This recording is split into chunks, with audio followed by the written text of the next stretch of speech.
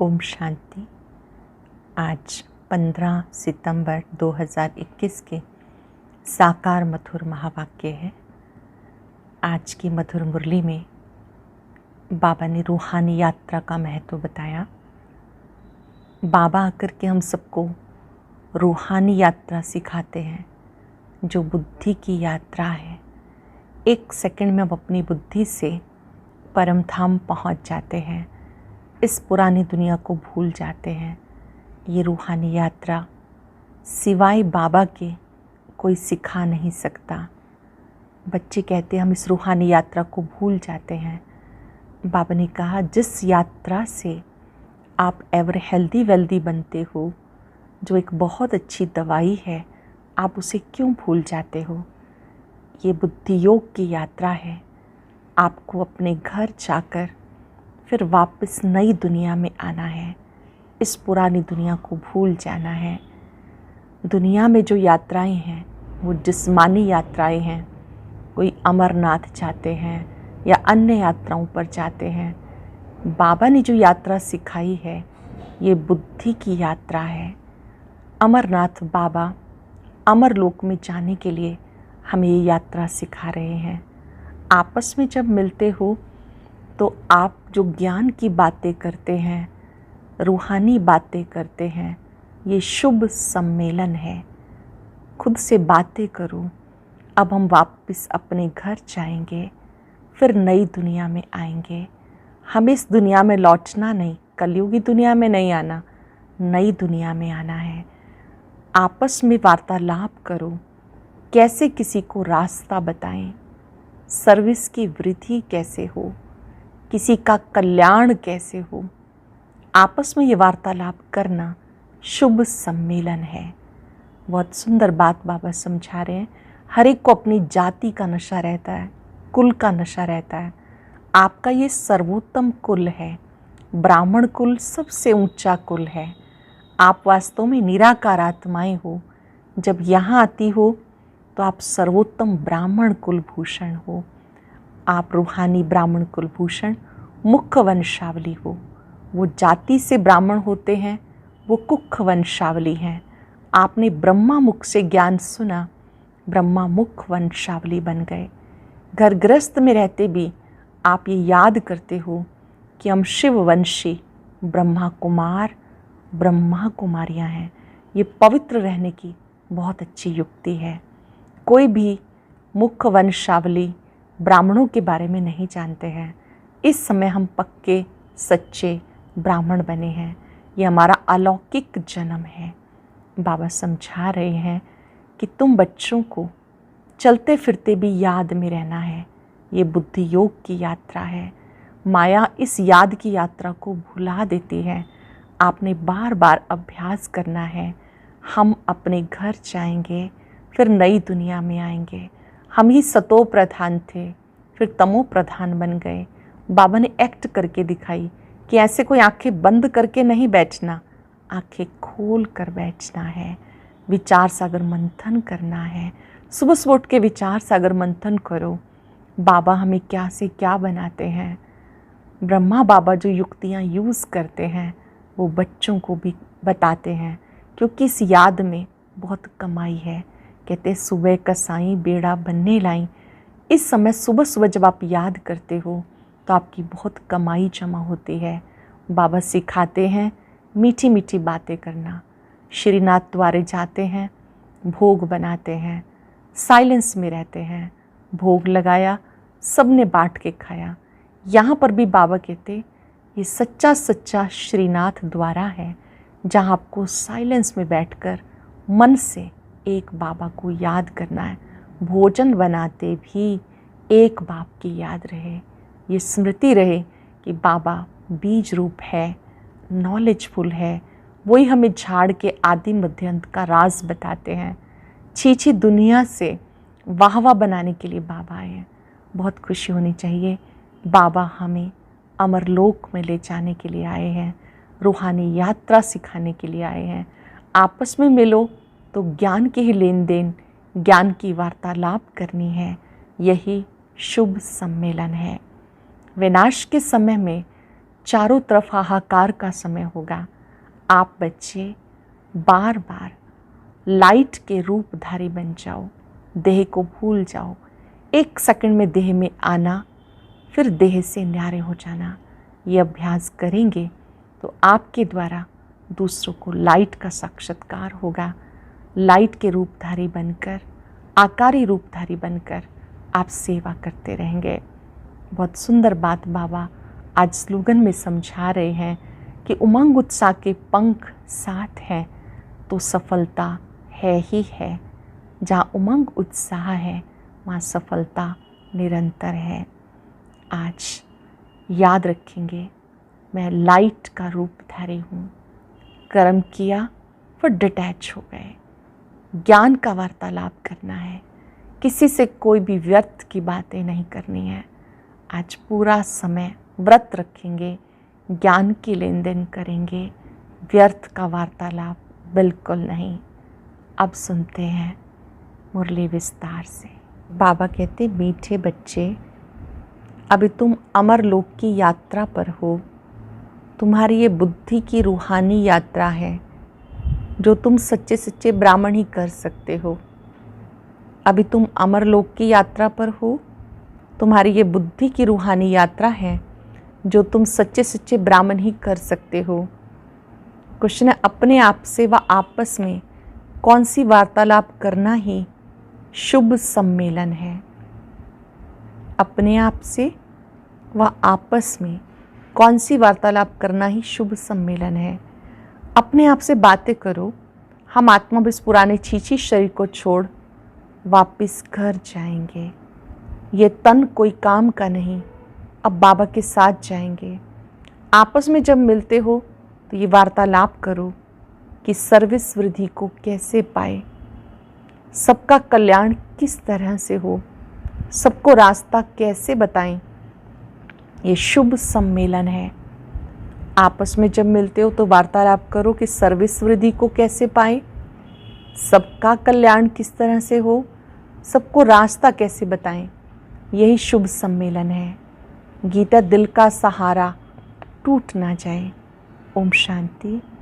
मीठे मीठे रूहानी बच्चे, सब सेंटर्स के ब्रह्मा मुखवंशावली सर्वोत्तम ब्राह्मण कुलभूषण अपने कुल को जानते हैं। जो जिस कुल के होते हैं वो अपने कुल को जानते हैं, चाहे कम कुल वाले हों व अच्छे कुल वाले हों। हर एक अपने कुल को जानते हैं, समझते हैं इसका कुल अच्छा है। कुल कहो व जाति कहो, दुनिया में तुम बच्चों के सिवाय और कोई नहीं जानते कि ब्राह्मणों का ही सर्वोत्तम कुल है। पहला नंबर कुल कहेंगे तुम ब्राह्मणों का। ब्राह्मण कुल अर्थात ईश्वरीय कुल।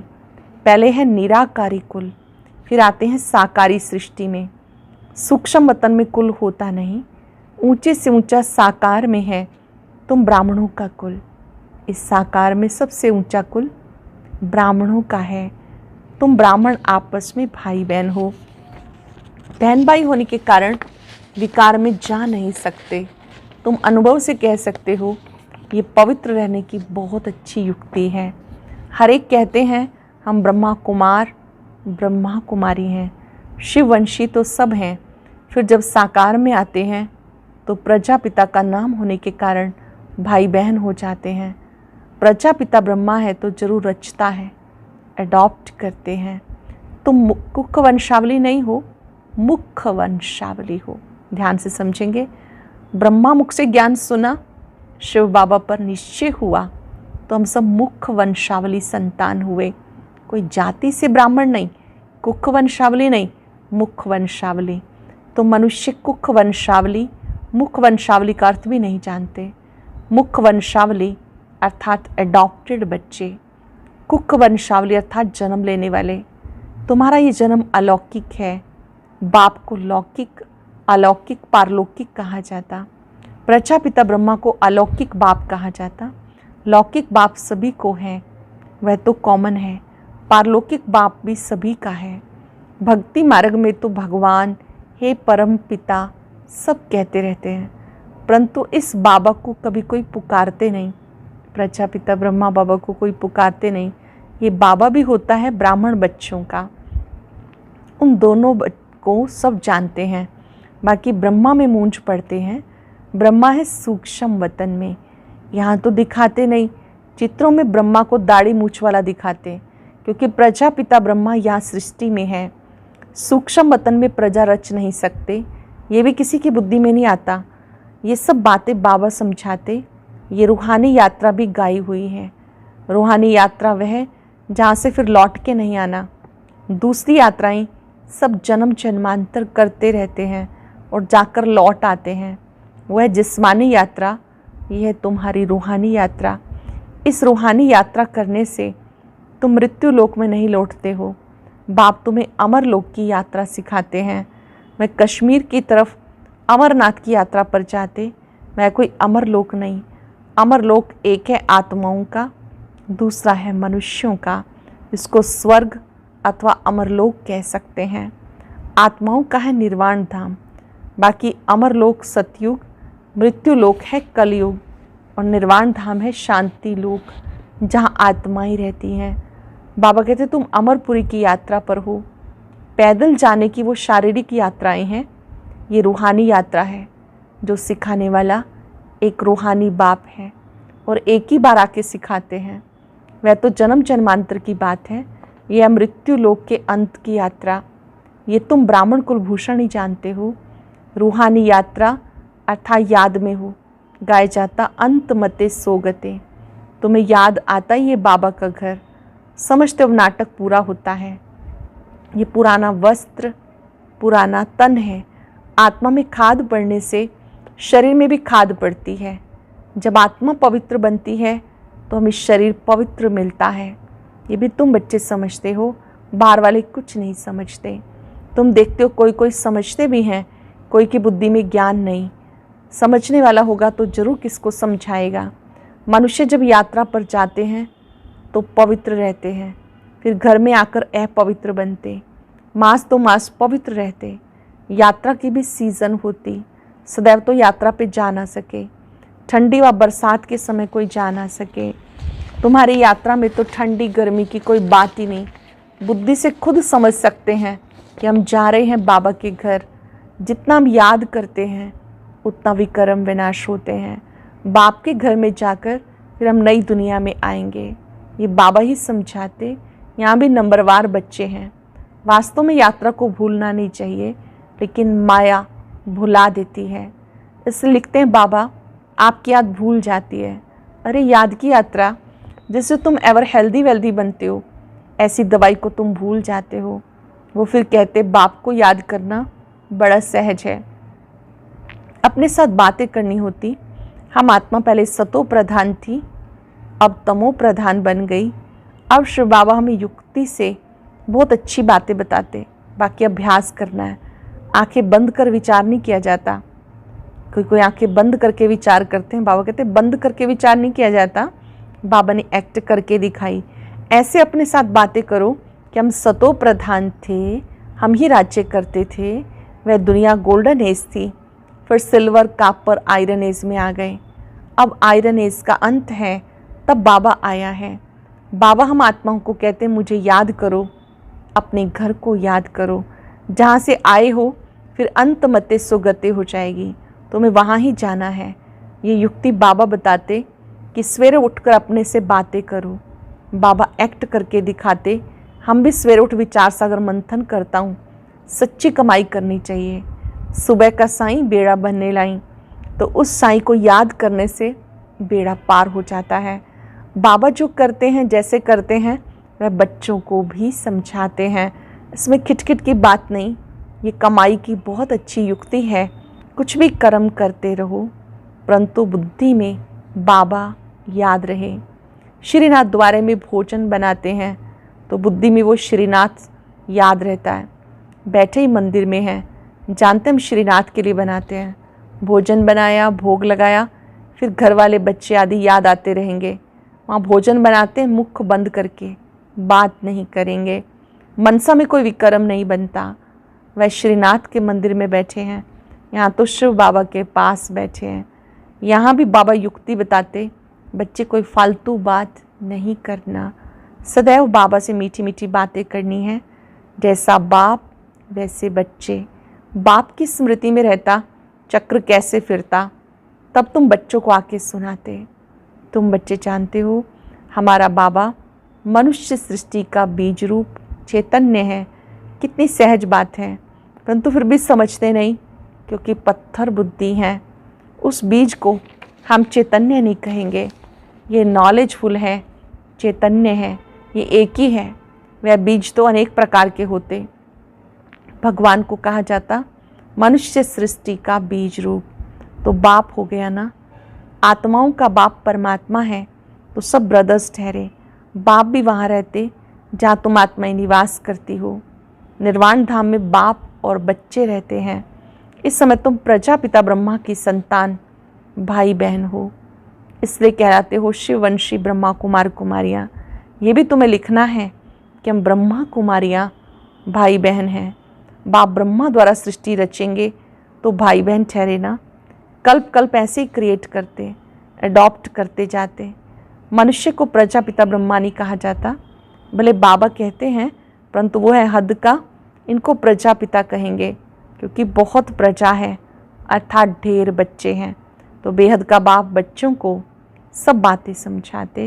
ये दुनिया बिल्कुल बिगड़ी हुई छीछी है, अब तुम्हें वाह वाह की दुनिया में ले जाते हैं।